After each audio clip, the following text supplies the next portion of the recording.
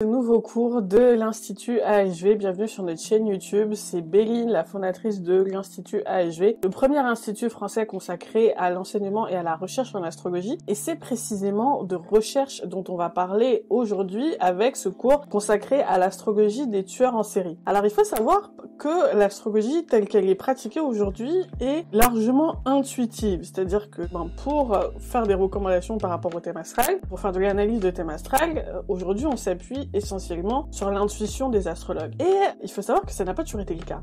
L'astrologie, à la base, c'est vraiment une science de l'observation. Les astrologues, c'est vraiment les premiers data scientists de l'histoire. Et il me semble important, et c'est une des missions de l'Institut, il me semble important de revenir en fait à ces fondamentaux de l'astrologie, à l'importance de l'observation, et ça pour plusieurs raisons. La première raison, c'est parce que les outils qu'on utilise en tant qu'astrologue, en tant que praticien d'astrologie, sont amenés à évoluer. Mais ça, j'y consacrerai une autre vidéo, parce que c'est assez long. Mais il faut savoir aussi que l'astrologie intuitive, elle a ses limites. Évidemment, l'intuition, c'est important, même dans la science dure, dans la science matérielle, l'intuition est évidemment importante, mais l'utilisation de l'intuition a ses limites, parce que quand on parle des choses, quand on étudie les choses en fait à travers le prisme de notre intuition, d'ailleurs on les étudie pas vraiment justement, mais quand on voit les choses en fait à travers le prisme de notre intuition, c'est à travers le prisme de notre réalité personnelle en fait. Et donc, loi de l'attraction oblige, évidemment, on va attirer des gens qui vont nous permettre de confirmer en fait cette réalité. C'est ce qu'en psychologie on appelle le biais de confirmation. C'est-à-dire que comme moi je suis persuadée que Pluton dans la maison 5 ça veut dire ça, je vais attirer que des personnes qui vont pouvoir me confirmer cette opinion, cette croyance que j'ai que Pluton dans la maison 5 ça signifie ça. Mais c'est absolument pas indicateur de la réalité objective. Et du coup ça limite en fait. Ça limite d'abord l'astrologue lui-même, c'est-à-dire que finalement il ne peut avoir qu'autour de lui que des clients et que des gens en règle générale qui vont confirmer ses biais et ses croyances par rapport à certains éléments du thème astral, mais ça limite aussi la société dans son ensemble par rapport à l'utilisation de l'astrologie, parce qu'en fait, personne ne s'y retrouve en fait. D'un astrologue à l'autre, on peut avoir des réponses qui sont complètement différentes, et c'est d'ailleurs une des raisons pour lesquelles l'astrologie est si difficilement prouvable scientifiquement. Enfin, quand on interroge les astrologues, on peut avoir 1001 réponses différentes par rapport à l'interprétation de thème astral, et c'est une des raisons pour lesquelles la science se moque de l'astrologie. C'est à cause de ça, c'est parce que l'astrologie telle qu'elle est utilisée aujourd'hui, et je dis bien aujourd'hui, pas dans ses fondements, mais aujourd'hui, c'est une pratique essentiellement intuitive, et il me semble important de revenir de l'observation,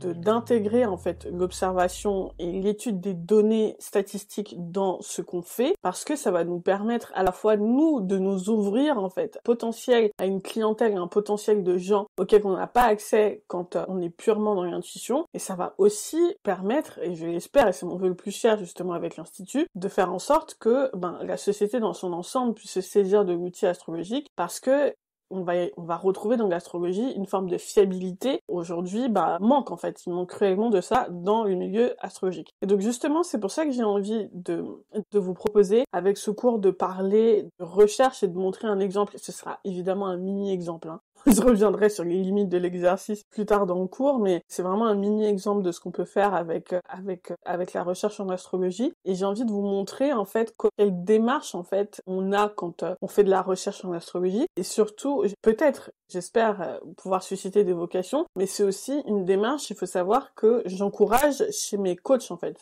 C'est l'approche que j'enseigne à travers l'enseignement, à travers le coaching en astrologie à l'Institut. C'est-à-dire que même les coachs, je les amène à avoir une posture de chercheur, à avoir une posture d'observateur et de ne pas être avec leurs clients, avec leurs coachés, dans une posture de sachant, de moi je te dis la vérité sur qui tu es. C'est absolument pas, cette astrologie elle est désempouvoirante, elle peut être même destructrice en fait pour certains individus. Je pense à beaucoup de gens qui justement sont venus vers moi parce qu'ils ont lu des choses absolument horribles sur leur thème astro, ou ils sont tombés sur des astrologues vraiment scrupuleux qui sont venus créer des traumatismes ou appuyer sur d'anciens traumatismes. Et donc en fait, vraiment, c'est au cœur de la méthodologie de l'Institut que d'être dans une posture de chercheur, d'observateur, et c'est aussi ce que j'ai envie de vous transmettre aujourd'hui avec avec ce cours vidéo en utilisant cet exemple des tueurs en série. Il faut savoir, et c'est le dernier disclaimer que je vais faire avant de passer directement au cours, il faut savoir que j'ai bien conscience que la recherche en astrologie comporte des enjeux éthiques majeurs et il faut pas les sous-estimer. J'ai envie de vous les transmettre si vous vous rendez pas compte en fait de ce que ça veut dire, parce que il me semble hyper important que on ait conscience en fait des raisons pour lesquelles l'astrologie est restée d'une certaine façon un peu enterrée pendant le XXe siècle, parce que je vais expliquer pourquoi. Il faut vous rendre compte que l'astrologie c'est un outil extrêmement puissant. C'est potentiellement une bombe en fait. Et je vous laisse imaginer, par exemple, ce qu'aurait donné un monde où Hitler aurait eu accès à la fois à l'outil astrologique et à la puissance des données telles qu'on les a aujourd'hui. Je vous laisse imaginer en fait le danger que ça peut représenter pour la société, que ça peut représenter pour l'humanité au sens large. C'est-à-dire que on peut très bien imaginer un monde dans lequel n'importe quel dictateur se dit ben voilà, moi je sais que les ascendants Verseau, les lunes Verseau et je sais pas quoi sont susceptibles de représenter une menace pour moi. Je vais m'assurer que chaque bébé qui naît à cette période, eh ben il lui arrive quelque chose. Ok ? Et cette menace, elle est pas complètement folle. C'est-à-dire que c'est absolument quelque chose qui peut arriver. L'autre risque, c'est pas seulement celui de la dictature politique, ça peut être aussi la dictature du marketing, c'est-à-dire qu'à partir du moment où on a accès à vos informations de naissance, on est capable de proposer des choses extrêmement puissantes, c'est-à-dire d'avoir des publicités extrêmement ciblées en fait, et de vous manipuler de cette façon-là. On peut aussi imaginer comme risque, et c'est un risque tout à fait plausible, parce que je l'ai vu sur les réseaux sociaux, j'ai vu des choses assez dingues se produire, c'est-à-dire que il peut y avoir un risque d'eugénisme, c'est-à-dire des parents qui commencent à se dire « Ah mais non, il est hors de question que j'ai un enfant poisson, il est hors de question que j'ai un enfant, etc. etc. Si je tombe enceinte à cette période-là, ben je vais avorter. » etc., etc. Et donc, absolument pas délirant, en fait, comme risque. Et donc, l'outil astrologique et la façon dont la société perçoit l'outil astrologique est aussi dépendant de la maturité spirituelle qu'ont les gens, en fait, par rapport à cet outil, parce que c'est la même chose qu'une bombe nucléaire, c'est-à-dire que mis entre des mauvaises mains, ça peut avoir des dégâts absolument immenses. Et donc, j'ai bien conscience que l'outil astrologique est un outil extrêmement puissant, que la recherche en astrologie, ça peut aussi amener des trucs assez dingues, c'est-à-dire que ça peut aussi amener par rapport aux tueurs en série, on verra tout à l'heure, ça peut amener aussi des stéréotypes, ça peut aussi amener des croyances du type voilà, telle personne a ça dans son thème astral et donc c'est le signe que c'est un tueur en série potentiel, etc., etc. J'ai extrêmement conscience des risques et j'ai aussi envie de vous transmettre cette conscience-là, que vous ayez conscience des risques et que vous ayez conscience que c'est pas non plus anodin que on soit resté que l'astrologie soit restée, j'allais dire, endormie pendant le XXe siècle, parce que c'est un siècle dans lequel il y a eu beaucoup de puissance technologique et assez peu de maturité spirituelle. Et j'espère qu'on va arriver à un monde où il y aura plus de maturité spirituelle et qui va nous permettre de faire en sorte que la recherche en astrologie et que l'outil astrologique en règle générale puisse être plus répandu sans que ça ne provoque les dégâts et sans qu'on aille au scénario catastrophe que je vous ai détaillé là. Donc voilà, trêve d'introduction, on va passer au cours, j'espère qu'il vous plaira. Toute la question est de savoir si la sexualité et les pulsions sexuelles sont au centre, au cœur de ces passages à l'acte. C'est parti, on va parler de tueurs en série. Me tenez absolument pas rigueur de ma chapka sur la tête. J'ai froid là où je suis. Donc bienvenue pour ce cours, on va parler de l'astrologie du tueur en série. Avant de commencer à vous parler justement de comment est-ce que j'ai conduit ces recherches sur l'astrologie des tueurs en série, etc., vous dire pourquoi je me suis intéressée aux tueurs en série, pourquoi c'est intéressant de parler de recherche en astrologie à travers ce prisme des tueurs en série. Alors il faut savoir que c'est intéressant d'un point de vue données, études statistiques et tueurs en série, parce que c'est un comportement extrêmement rare. Donc moi, ça m'arrange. C'est un comportement extrêmement rare, surtout en France. Moi, ça m'arrange parce que ça réduit drastiquement les données, en fait, à analyser, à étudier. Donc ça, c'est déjà plutôt cool. C'est un comportement extrêmement rare. La deuxième chose qui est intéressante par rapport aux tueurs en série, c'est que c'est un comportement très identifiable. C'est-à-dire qu'il y a des règles, en fait, pour être tueur en série. Il faut avoir tué plusieurs fois, de façon... il n'y a pas forcément... J'ai vu, en fait, que les définitions sont assez variables en termes d'intervalle de temps, mais il faut avoir tué au moins 3 fois. Et donc j'espère que je serai pas, j'espère que YouTube ne va pas me ne va pas m'en vouloir d'utiliser le mot tuer à répétition comme ça. Donc c'est un comportement très identifiable. Donc déjà de 1, donc nous c'est aussi facile en tant qu'astrologue de pouvoir du coup cibler ce qu'on veut regarder dans le thème astral, parce que c'est ça aussi la difficulté des études statistiques par rapport à l'astrologie et l'approche scientifique entre guillemets qu'on peut avoir avec l'astrologie, c'est que une personne peut être motivée par mille et une raisons en fait. Par exemple, on peut se dire oui, quand on est, je sais pas, je vais donner un cliché absolu de l'astrologie, du style on a le milieu du ciel sagittaire, et donc quand on a le milieu du ciel sagittaire, bon ben voilà, on est plus amené à avoir un métier du type enseignement, ou un métier en lien avec l'expansion, le voyage, etc. Donc ça c'est les clichés de l'astrologie. Quand bien même on voudrait vérifier ce point-là en fait. Nous, en tant qu'astrologue, on sait que c'est la meilleure voie pour la personne. Le problème, c'est que les gens peuvent choisir des jobs pour mille et une raisons. Donc si on regardait, je sais pas moi, qu'on faisait une étude statistique sur les hôtesses de l'air, est-ce qu'il y a plus d'hôtesses de l'air qui ont de l'énergie sagittaire dans leur thème que d'autres signes astrologiques, ce serait difficile, parce que la raison pour laquelle les gens font ce métier d'hôtesse de l'air, c'est pas forcément parce que c'est la meilleure chose pour eux, ou parce que c'est le truc qui les élève le plus. Donc nous, en tant qu'astrologue, c'est compliqué d'étudier statistiquement ce genre de choses, et c'est pour ça que il faut savoir exactement ce qu'on veut étudier en fait. Il faut savoir exactement ce qu'on veut étudier, et il faut savoir quoi regarder dans un thème astral. Il faut savoir regarder ce qui est plus de l'ordre de l'envie que ce qui est de l'ordre de la pulsion. Il faut savoir regarder ce qu'une personne est plus susceptible de faire quand elle est dans sa basse vibration versus quand elle est dans sa haute vibration. Par exemple, quand on parle de choix de carrière, on parle de quelque chose qui est en haute vibration, c'est-à-dire que c'est partir du principe que la personne a choisi sa carrière, sauf que la majorité des gens choisissent pas leur carrière. La majorité des gens prennent le premier job venu, sans trop regarder est-ce que ça va leur plaire ou est-ce que ça va pas leur plaire. Donc nous, si on veut faire des études statistiques avec en étudiant ce genre de comportement, c'est compliqué.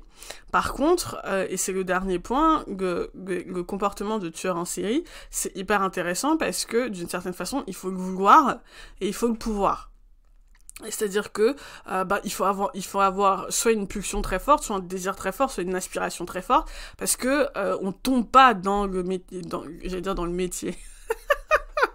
C'est pas un métier, mais on tombe pas dans le comportement de tueur en série par hasard, ok. On tombe pas dans le comportement de tueur en série parce que quelqu'un nous a dit « Ah mais moi je te vois bien tueur en série, t'en penses quoi ?» ou parce que on pense que ça va faire cool sur un CV que d'avoir fait tueur en série. Donc si on est tueur en série, c'est d'une certaine façon très lié à l'individu. À l'individu en tant que tel, et moins l'individu dans sa relation avec les autres, même si on va voir que évidemment sa relation avec les autres est importante, mais c'est moins lié à ça. Et donc nous, c'est plus intéressant à étudier de façon statistique en fait, que d'autres comportements qui sont multifactoriels en fait. Voilà. Donc c'est pour ça que analyser les tueurs en série, c'est assez cool. Alors, comment est-ce que je m'y suis prise pour réaliser cette étude ? Et la première chose, et c'est hyper important, parce que c'est au cœur aussi du coaching en astrologie, c'est construire des hypothèses. C'est-à-dire que dans un thème astral, il y a des millions d'informations. Tout est information dans un thème astral. On peut regarder les planètes, on peut regarder les degrés des planètes, on peut regarder les aspects des planètes entre elles, on peut regarder... Enfin, il y a mille et une choses qu'on peut regarder.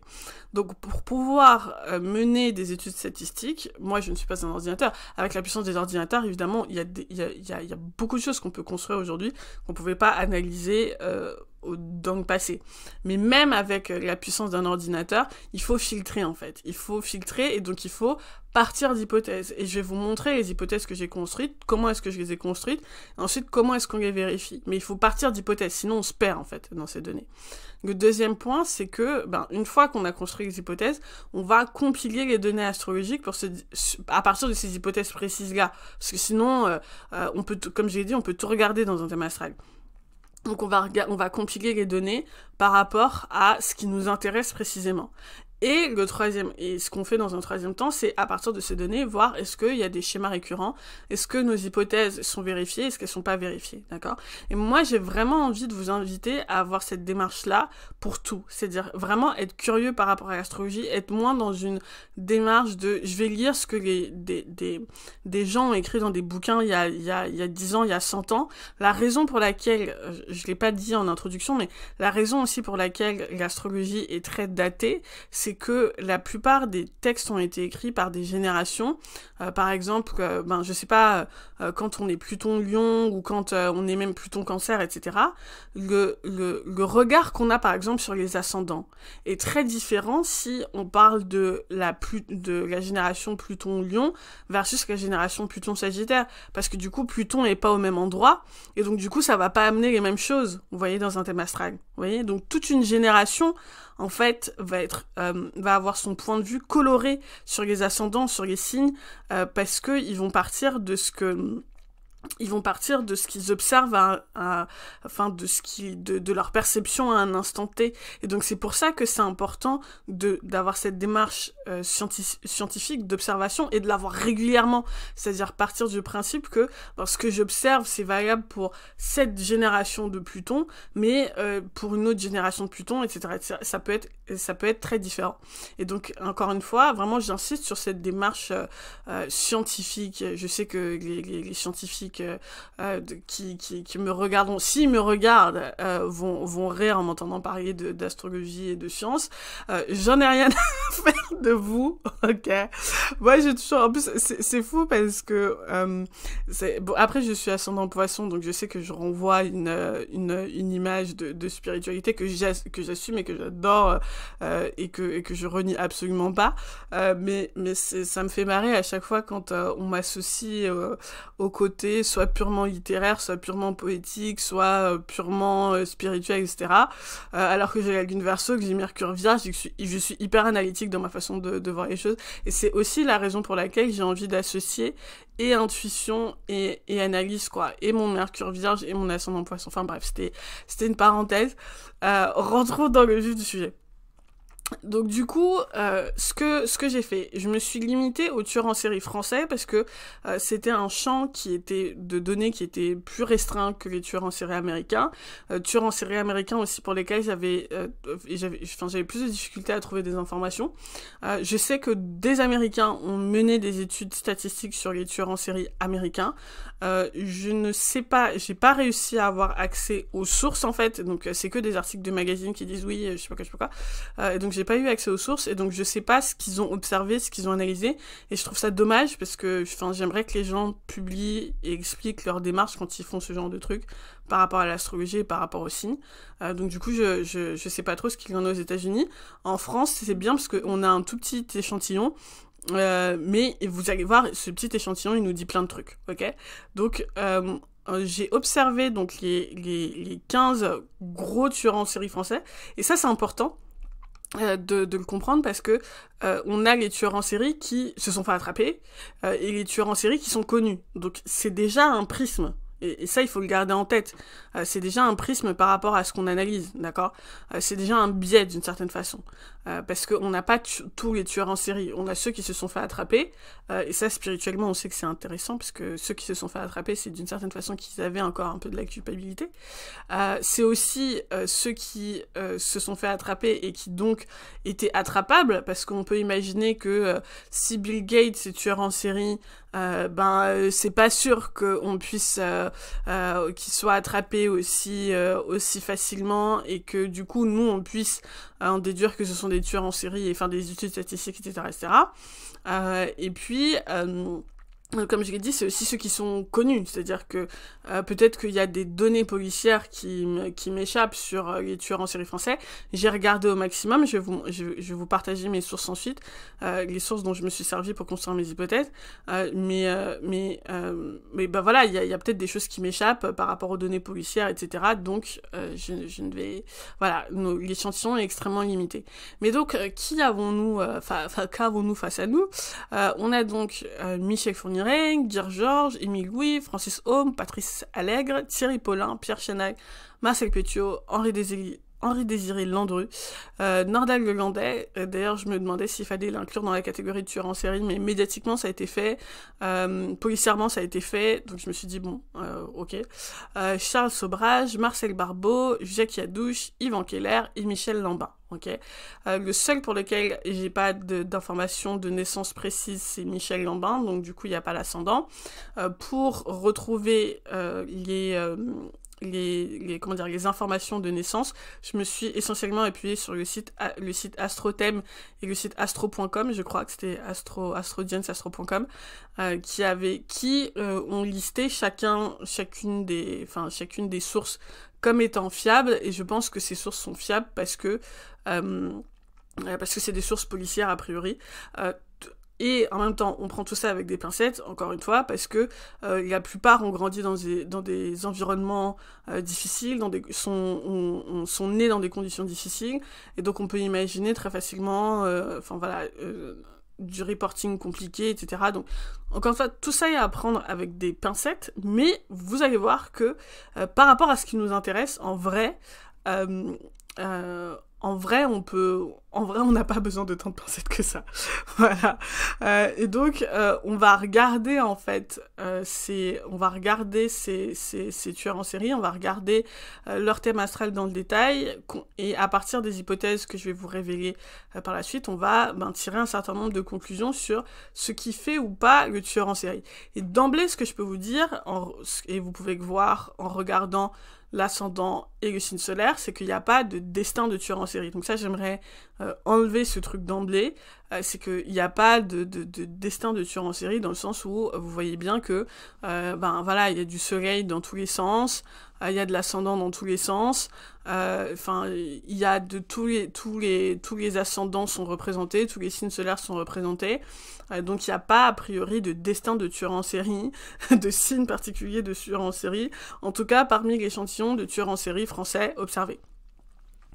Alors, la première hypothèse que j'ai établie et qu'on va analyser à partir des données, qu'on va essayer de voir si elle se vérifie ou pas à partir des données astrologiques, c'est l'hypothèse du matricide manqué. Et je trouve ça hyper intéressant. Donc, je me suis appuyée sur les travaux de Daniel Zaguri, qui est un spécialiste, un psychiatre spécialiste des tueurs en série. Je sais pas si lui se définirait comme ça. En tout cas, c'est comme ça que médiatiquement il a été présenté et retenu, et donc qui a passé du temps avec beaucoup d'entre eux, donc parce qu'il a passé du temps avec plus d'une dizaine de tueurs en série, donc j'imagine qu'il a passé du temps avec tous ceux qui sont contemporains, en fait, parmi les tueurs en série qui sont cités là, donc on peut dire qu'il a passé du temps avec chacun de nos échantillons, chaque personne représentée dans notre échantillon, et donc il a construit, pour lui, l'hypothèse qui est hyper forte et qu'il observe à chaque fois, c'est un rapport à la mère qui est spécial. Donc ce qu'il dit, c'est que dans chacun des tueurs qu'il a rencontrés, il y a une idéalisation de l'image maternelle. C'est-à-dire que la mère, même si elle a pas tué, mais elle a abusé, elle a violenté l'enfant, elle l'a abandonné, etc. Dans chacun des cas, en fait, il y a quand même, dans la façon de parler de la mère, une idéalisation de l'image maternelle, c'est-à-dire beaucoup de projections, en fait, de cette idée d'image maternelle, sacrée, exceptionnelle, etc. Et que son hypothèse à lui, c'est que ils n'ont pas pu finalement, ils n'arrivaient pas à réconcilier cette image maternelle sacrée, placée sur un piédestal, et cette envie de vengeance maternelle, cette envie de se venger de ce que la mère leur a fait, en fait, et que donc ça s'est répercuté sur les autres femmes. Donc c'est l'hypothèse qu'il aimait, et donc j'ai trouvé ça hyper intéressant, et donc de regarder ça dans le thème astral et de voir si effectivement chez les tueurs en série on retrouve cette idéalisation de l'image maternelle. Est-ce que c'est vraiment quelque chose qui pourrait être moteur et une forme d'explication de leur passage à l'acte? Alors, c'est une hypothèse qui se vérifie. Et c'est hyper intéressant, parce que c'est vraiment le truc qui m'a sauté aux yeux quand j'ai observé, quand j'ai collecté en fait toutes les données. Je vous mettrai d'ailleurs en barre de description le fichier que j'ai construit si jamais vous avez envie de le reproduire ou de vous amuser avec. C'est la première chose qui m'a sauté aux yeux, c'est que la Lune est à chaque fois et presque quasi systématiquement en fait dans une position très spéciale. C'est-à-dire que soit elle est dans une position exaltée ou à domicile, donc taureau, cancer, ok. Donc vous voyez qu'il y a beaucoup de lune taureau et que il y a une lune cancer, donc lune taureau cancer. Soit elle est donc dans une position exaltée, soit elle est dans une position connectée en fait à l'idéalisme et aux rêves, etc. Donc maison 11, maison 12, maison 3 aussi, c'est-à-dire que c'est la réflexion, c'est je projette quelque chose, c'est j'idéalise en fait. La mère, en fait, elle est toujours dans une position un peu spéciale, ou à minima, et ou, parce que ça peut être les deux, elle est en balance ou en poisson, ce qui renvoie aussi à cette idée d'idéalisme et de projection et d'idéalisme en fait. Et donc nous en tant qu'astrologue, c'est hyper intéressant comme information parce que ça nous dit qu'effectivement c'est des gens qui ont qui effectivement certainement idéalisent l'image maternelle, c'est-à-dire que la figure maternelle, les besoins émotionnels sont quelque chose d'extrêmement important pour eux. Donc c'est certainement des personnes très sensibles, et je l'ai pas dit aussi, mais la Lune, elle peut aussi être à domicile, entre guillemets, parce qu'elle est dans la maison 4, donc ça aussi c'est ressorti. Donc c'est des gens qui ont des besoins émotionnels très forts, qui ont une sensibilité certainement très forte et qui ont construit une idée, une attente très intellectuelle ou très idéalisée. En fait, c'est même pas forcément intellectuel parce qu'on n'a pas de lune Verseau ou de lune Gémeaux dans le haut. C'est Balance ou Poisson, donc c'est très idéal en fait de ce que devrait être, de la façon dont il devrait, de ce que devrait être le monde, d'ailleurs, pas au-delà de la mer, mais de ce que devrait être le monde, les gens, leurs attentes, en fait, ils ont des attentes très fortes, en fait, de la part de leur mère, de la part des autres en termes de besoins émotionnels. Donc, ce qu'on peut voir immédiatement, c'est que ce sont des gens, effectivement, extrêmement sensibles et qui ont de très grandes attentes affectives et émotionnelles. Et donc ça, c'est effectivement une hypothèse vérifiée. Est-ce que c'est la raison pour laquelle ils sont... est-ce que cet idéalisme, en fait, doit se retranscrire dans... cet idéalisme contrarié doit se retranscrire dans... il faut que je tue quelqu'un, en fait, pour pouvoir me sentir en paix, pour pouvoir réconcilier tout ça. On verra justement par la suite, par rapport au rôle de Pluton et de la relation à la Lune à Pluton, etc., voir ce que ça donne. Mais en tout cas, ce qui est sûr, c'est que c'est des gens qui ont des besoins émotionnels et affectifs extrêmement forts. Et donc, le cocktail de j'ai des besoins émotionnels très fortes, j'ai des attentes vis-à-vis de la mère très fortes, tout ça dans un environnement où la mère ne joue pas son rôle, les parents en règle générale ne jouent pas leur rôle, et j'ai même envie de dire la société ne joue pas son rôle, parce que c'est aussi ça, c'est des carences financières, des carences aussi matérielles, et donc ce cocktail-là, évidemment, ça amène à ce qu'on peut voir là. Mais j'ai envie de dire, c'est pas tous les gens qui ont des carences affectives qui ressentent le besoin de devenir tueur en série. Donc, oui, l'hypothèse est vérifiée, mais c'est intéressant d'aller un degré plus loin, en fait.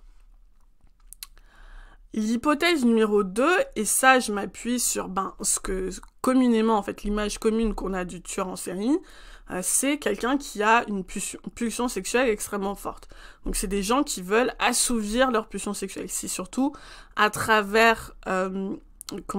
c'est surtout pour assouvir cette pulsion sexuelle qu'ils vont passer à l'acte et qu'ils vont avoir envie de tuer et de détruire. ok? Et j'insiste sur le terme de détruire parce que c'est pas juste tuer et je tue, je m'en vais. Non, c'est la volonté de détruire. C'est souvent la volonté de souiller les corps. Donc, qu'est-ce qui se joue là-dedans? Est-ce que c'est une pulsion sexuelle? C'est ce qu'on va voir maintenant. Donc nous, à partir de cette hypothèse, on se dit, qu'est-ce qu'il faut qu'on regarde dans le thème astral? Ce qu'on va regarder dans le thème astral, c'est la maison 8, parce que ça nous parle de relations aux autres, d'échanges, de sexualité aussi, c'est la maison liée à la sexualité. Donc il faut qu'on regarde la maison 8, il faut qu'on regarde la position de Pluton dans le thème astral aussi, puisque Pluton, c'est la corde sensible, hein, c'est la corde, j'ai même envie de dire hypersensible dans le thème astral, donc on peut se dire que pour ce qui est de pulsion, ça peut jouer, et puis aussi on va regarder Vénus et Mars dans le thème astral, est-ce qu'il y a des choses particulières qui peuvent nous laisser penser que oui, effectivement, le moteur de leur comportement, c'est la pulsion sexuelle. Okay. Et ce qu'on voit d'emblée, c'est que non. Même si je dois dire que il y a quelque chose qui m'a frappé, mais c'est pas forcément lié à Vénus et à Mars. C'est ce qui m'a frappé dans leur thème astral, c'est que il y a très peu d'élémentaires. Il y a très peu d'élémentaires. Vous le verrez, si vous cliquez sur le fichier pour le voir dans son intégralité, vous verrez qu'il y a très peu d'élémentaires, en fait. Et donc ça me dit que c'est des gens, globalement, qui sont très peu ancrés dans le monde matériel. C'est des gens qui sont vraiment dans leur tête. Dans une forme d'idéalisme, dans leur tête, dans leurs émotions, dans leurs trucs, dans leur monde, ok? Il y a très peu d'ancrage matériel. On verra que c'est important par rapport à ce que j'ai trouvé qui est le signe le plus distinctif par la suite. Mais déjà, avant d'aller je fais un peu de teasing, avant d'aller au résultat final, ce qu'on remarque déjà, c'est qu'il y a très peu de signes de terre. Mais par rapport à Vénus et à Mars, pas spécialement de choses distinctives, c'est-à-dire que oui, il y a des Vénus poissons, il y a pas mal de Vénus poissons et de Vénus scorpions. Donc ça, ça rejoint cette idée d'idéalisme, d'attente affective idéalisée en fait dans la relation est très forte.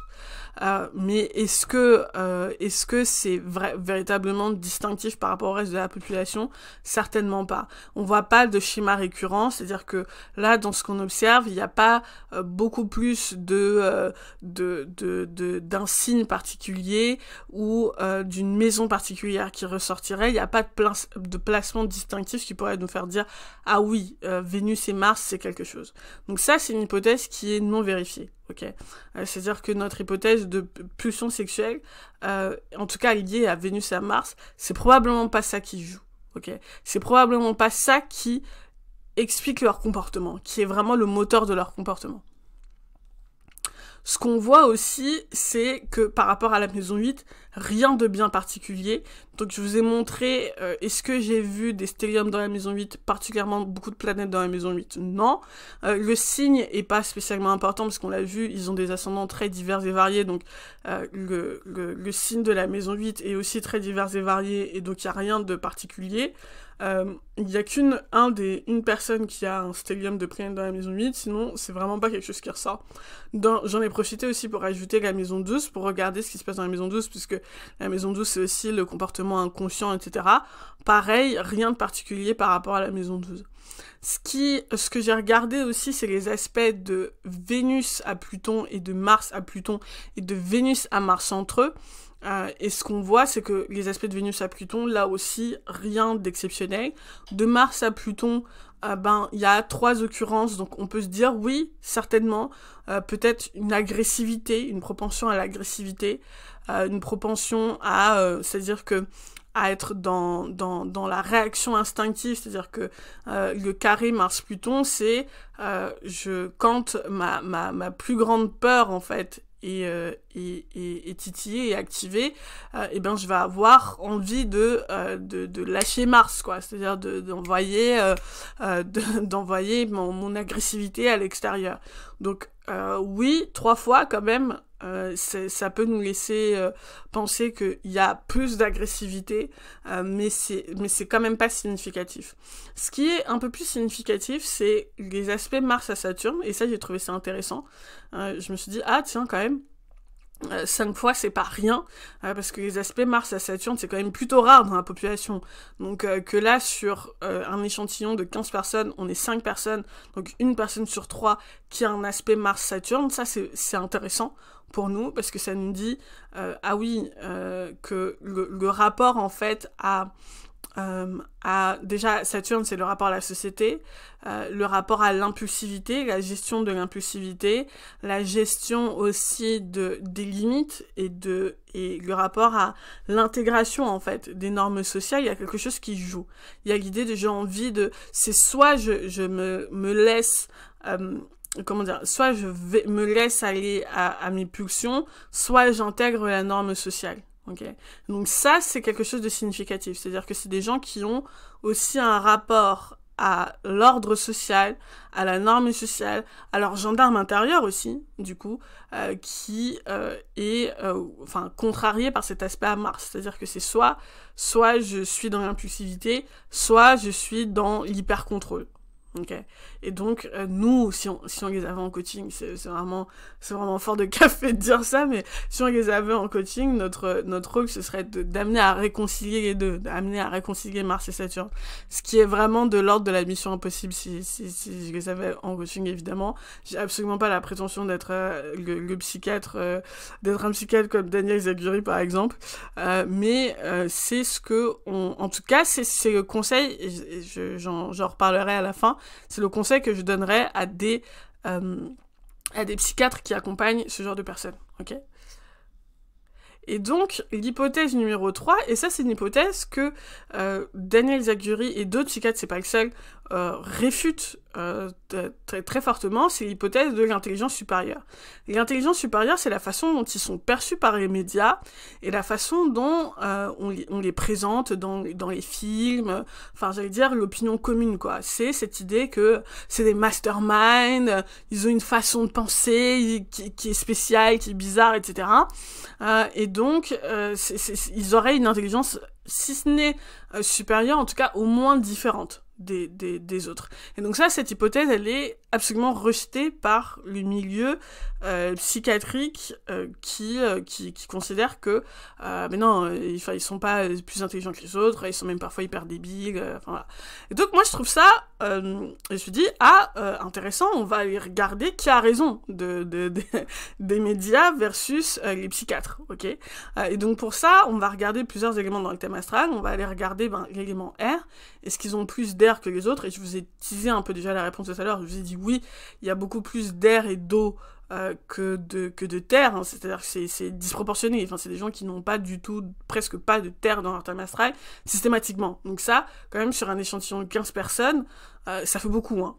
C'est-à-dire que si je prends 15 personnes dans la rue, il y a de fortes probabilités qu'il y en ait au moins la moitié qui est une planète dans un signe de terre. Enfin, c'est obligé, quoi, quand même. Là, pas du tout. Donc là, c'est quand même significatif. Mais ce qu'on va creuser ensemble, c'est la position de Mercure dans le thème astral et la présence de planètes rétrogrades aussi. Mercure rétrograde et aussi d'autres planètes rétrogrades. Pourquoi rétrograde? Vous allez me dire que c'est parce que je pense qu'ils sont bizarres. Non, c'est pas du tout ça. Les gens qui ont des planètes rétrogrades ne sont pas bizarres, mais c'est que ce que j'observe des personnes qui ont des planètes rétrogrades dans un thème astral, c'est que ils peuvent avoir un rapport au temps et un rapport à leur époque, et un rapport aux choses aussi qui est spécial. Chacun va exprimer cette spécialité à sa façon. C'est-à-dire que il y en a pour qui ça va être, je vais être obsédée par l'Égypte ancienne. Ça, c'est quelqu'un que j'ai coaché qui était comme ça. Je vais être obsédée par l'Égypte ancienne. Ou je vais ressentir une mission très forte de, il faut que je passe le témoin de, enfin, faut que je fasse le pont entre mes ancêtres et le monde d'aujourd'hui. Des choses comme ça. Ou je vais être hyper geek, mais sur un truc hyper précis que personne ne comprend.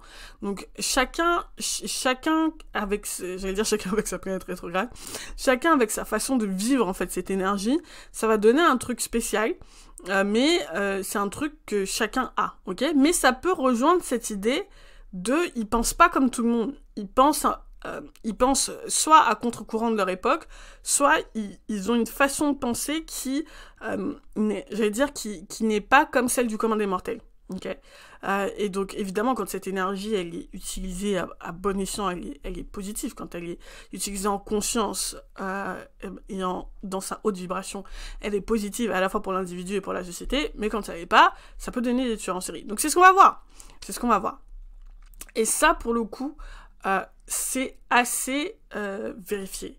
C'est-à-dire que ce que j'ai observé, c'est que presque pour la majorité d'entre eux, on a Pluton rétrograde dans le thème. Donc ça, je trouve ça intéressant. Après, Pluton peut être rétrograde pendant de très longues périodes. Donc, c'est à prendre avec des pincettes. Mais quand même, systématiquement, Pluton rétrograde sur un échantillon de 15 personnes réparties sur des générations extrêmement différentes. Ça fait quand même beaucoup. Ok. Là aussi, on a beaucoup dans leur thème astral, on retrouve beaucoup de personnes qui ont des planètes personnelles rétrogrades. Donc ça, c'est aussi, extrêmement rare. Autant de personnes avec plusieurs planètes. En plus, c'est pas une seule planète, mais c'est plusieurs planètes rétrogrades dans leur thème astral. Ça aussi, c'est quelque chose qui, quand même, est assez exceptionnel pour être souligné. Et ce qui est aussi assez exceptionnel pour être souligné, c'est l'aspect Mercure-Pluton, qui est aussi très très très fort qui est aussi très présent, très récurrent dans les données qu'on peut observer. Et donc ça nous dit quand même que même si on peut pas forcément parler d'intelligence supérieure à la moyenne, en tout cas, il faut qu'on s'interroge sur est-ce qu'ils ont pas une façon de penser qui est différente de celle des autres. C'est-à-dire, est-ce qu'il faut pas s'interroger sur qu'est-ce qui se passe dans leur tête et ce qui se passe dans leur monde.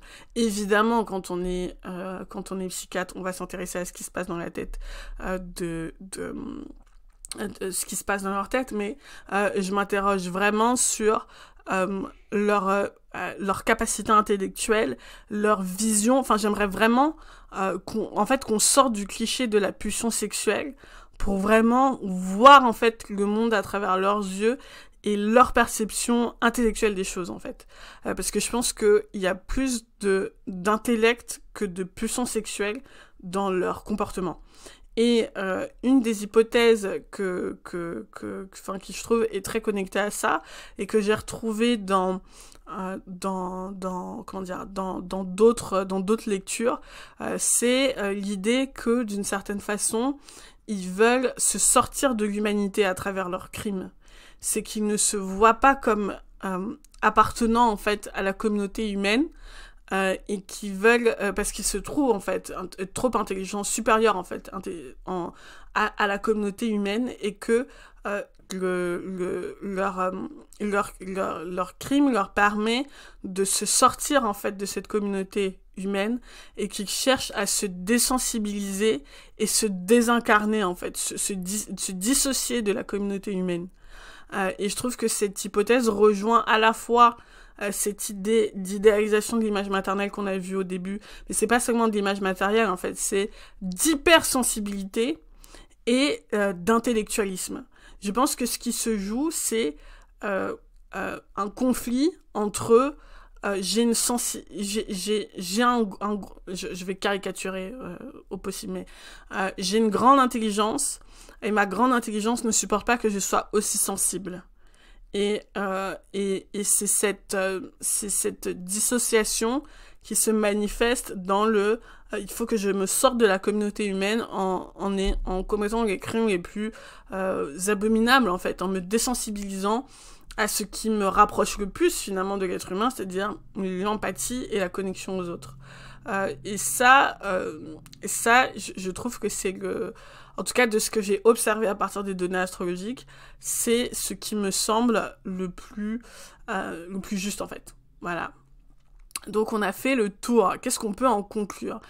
Ce qu'on peut en conclure, c'est que en fait, il faut changer notre regard sur ces personnes et changer notre fascination aussi par rapport à ces personnes.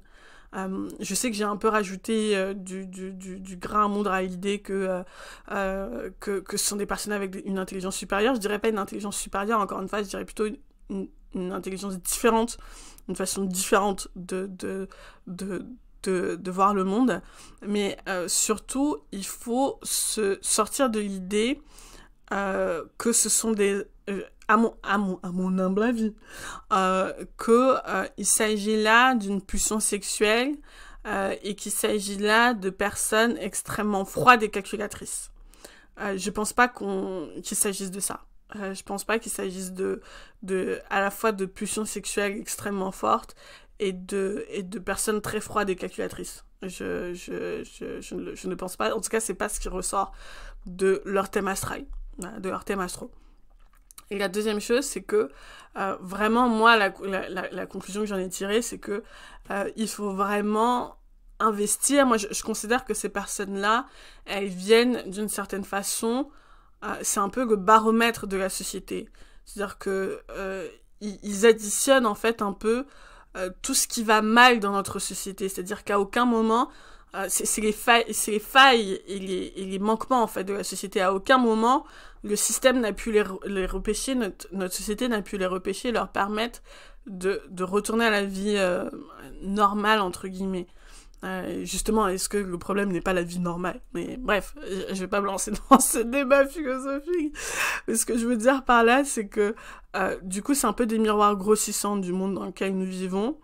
Et ça m'a fait dire que il est vraiment temps qu'on investisse doublement dans la relation à la mère-enfant. C'est-à-dire que on perd de vue à quel point c'est fondamental à notre société la relation entre une maman et son enfant. Parce que c'est fondamental dans la construction des individus et dans les adultes qui deviennent et dans leur possibilité d'intégration ensuite dans la société et dans la communauté en fait, humaine même là, parce que c'est de ça dont il s'agit.